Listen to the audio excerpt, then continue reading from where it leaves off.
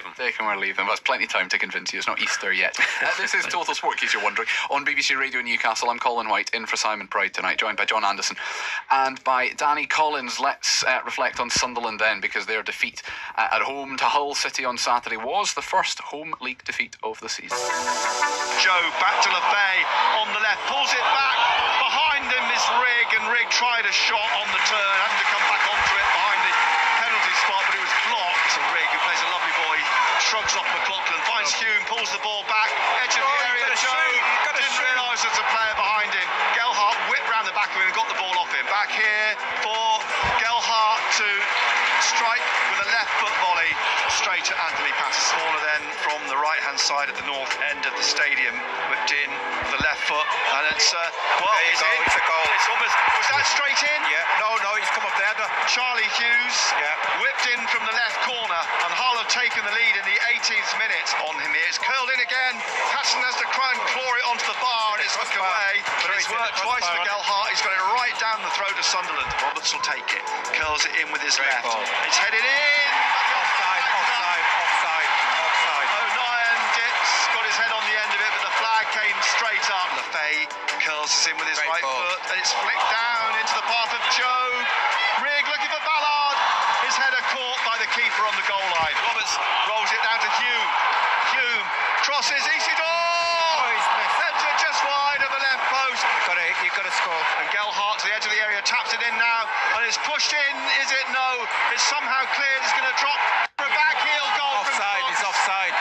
But the offside flag is up. Out to Egan. Showed too much to Isidore. Now Mienda. Matazzo's over him, but Mienda on his right foot. Whistles past the foot of the post. Hume puts it back in here again, and Joe tries to get on the end of it, as did Isidore, but neither could. It's gone behind for a goal kick. Got to head it. Roberts on the right, trying to dribble in here. Can he do something at the death? He's just put it round the post. His shot from just outside the penalty area was the last kick of the game. Sunderland have beaten for the first time in the league this season at the Stadium of Light, 1-0 by Hull City. The energy of the team was good, was positive, and they tried to start the game properly. The own goal changed the dynamic of the game, because after that the opponent used low block. It was a different problem, and I think we tried to break this low block, but we didn't find a solution. So that, the analysis of Régis Lebris, Danny. And this is a very simplistic kind of question. Did Sunderland deserve more than they got from Saturday? Well, I think Sunderland fans would probably say no. I would argue it and say certainly at least a draw. I mean, listen to the opportunities there. Isidore's was the big one, second half with a header, really. Should have scored, or worst case hit the target, he put it past the post. First half, I thought we started okay, first 5-10 minutes, and then Regis said there that the own goal, or the goal, was the changing point. I thought prior to that they had a little bit of a spell hold. They had a counter-attack which they should have done better with. The Crooks opted to pass it rather than shoot, and then they had a bit of possession. You could just feel the atmosphere changing in the stadium, really, with Hull forcing us back for 5 or 10 minutes and enjoying some possession. But again, he's mentioned it there, the problem being a low block and defensive block, but you could copy and paste that with a lot of sides at the Stadium of Light, and unfortunately we weren't good enough to break it down at the end of the day. So credit to them. They come up there with a game plan. I don't think it was anything out of the ordinary, what you'd expect from a side fourth from bottom who were scrapping for their lives, really. And credit to them. Say smash and grab. They had a couple of opportunities on the counter-attack as well. When obviously we're looking at the highlights prior to coming into the office here. But yeah, it's disappointing the fact that it's back-to-back defeats. Last week against Leeds was a difficult one to take. But yeah, it looks like automatics are slipping away, and we've got to keep on going now and secure a playoff place for me. Yeah, we'll come back to that promotion playoff debate in just a minute. The only goal of the game, as we heard, coming from the corner that was straight at Anthony Patterson. Had Patrick Roberts in front of him, but it did go through his hands. It's another set piece that Sunderland didn't deal with. Here's Régis Lebris on whether he was disappointed specifically by the nature of the goal. Yes, for sure. It's a shame, because in this kind of games, silly mistakes can change many things, and I think it happened. For sure, we have to think about these mistakes, because we have to improve our game, and I think now it's not like a coincidence. It's more and it's not predictable, but at the same time we have to ask the good questions. And after that, I think the energy of the group was okay, and we tried, but wasn't enough today to find a solution. How, again, simplistic question, is it all Anthony Patterson's fault, that goal? He's got Patrick Roberts standing in front of him, he doesn't connect with the ball either. Yeah, I think I was saying it again on Com Saturday. I just think punch it really. He knows Patrick's there. Regardless if he's given him a shout, it's a flat ball and it's whipped near post. And even if he shouts Patrick, I think by the time the ball's on him, Patrick tries to deal with it. And obviously, he's not the biggest Patrick. He's an attacking player trying to help out back there, tries to get his head on it.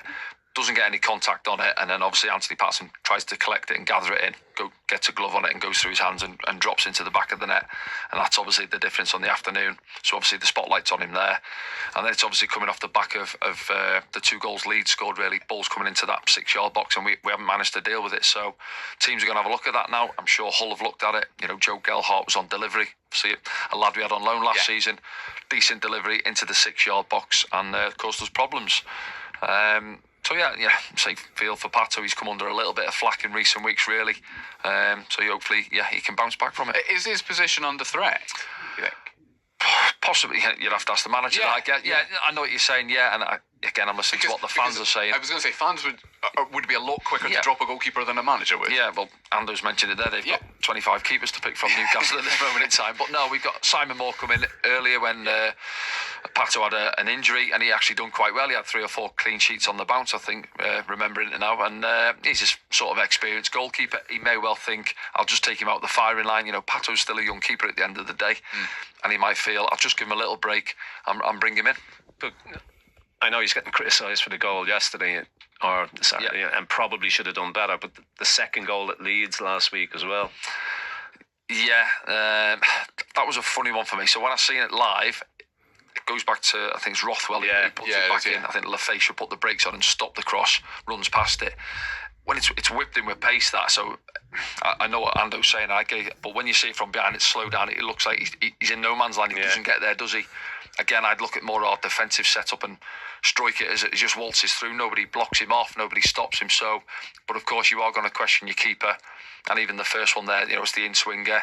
For me, there's a lot of bodies in there. I'd want, again, our defence to do a little bit better and clear it and help him out a little bit more there. But, when the ball's coming in there, generally, fans want to see the keeper come to try and dominate and take care of situations, and he's getting questioned for that, isn't he? Yeah, because none of us are goalkeepers, but you don't have to be a dominant goalkeeper as long as your defenders know what you're going to do. Yes. If you obviously both of you know this far better than me. Yeah. If you know your goalkeeper's not coming, that's fine. Yeah. You just know what the arrangement is beforehand. It's if you're expecting him to come and he doesn't that you have a problem, presumably. But even when balls are coming in there, I think if I'm 6 yard, whether I'm picking up or I'm giving an area or zonal, an area to go and take control of, the ball's coming in there. Even if the keeper sometimes comes, I think head it.